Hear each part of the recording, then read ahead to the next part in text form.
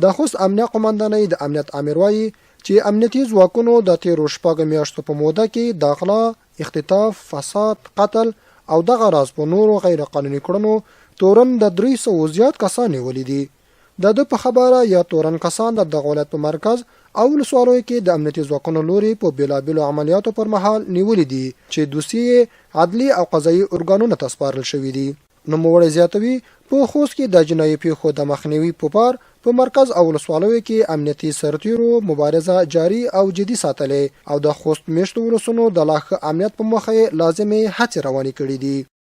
الحمدلله نو تقریبا د تیر شپږ میاشتو په جریان کې تقریبا 295 پیښو ته د جنایي پیښې چې هغه مختلفې پیښې غلا، وژنې او تختونو په بابو چې هغې ته موږ رسیدګي کړې ده او په تعداد د 300 تقریبا 310 خوشو کې هغې په باره کې موږ مظنونین هغه ګرفتار کړي دي.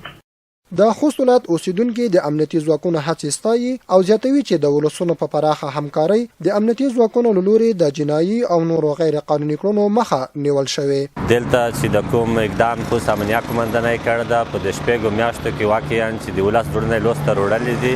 ښه اقدام د امنیت ټینګ ده په خوست کې بیخي هېڅ مشکل نشته. انشاءالله امن و امان ده، خلک د امن په فضا کې ګرځي، خپل مشکلات حل کوي. د یادولو وړ ده چې اوس په خوست ولایت کې امنیت په بشپړ ډول تامین دی. خلک په ډاډه زړه د شپې او ورځې له لوري خپلې چارې مخ ته وړي.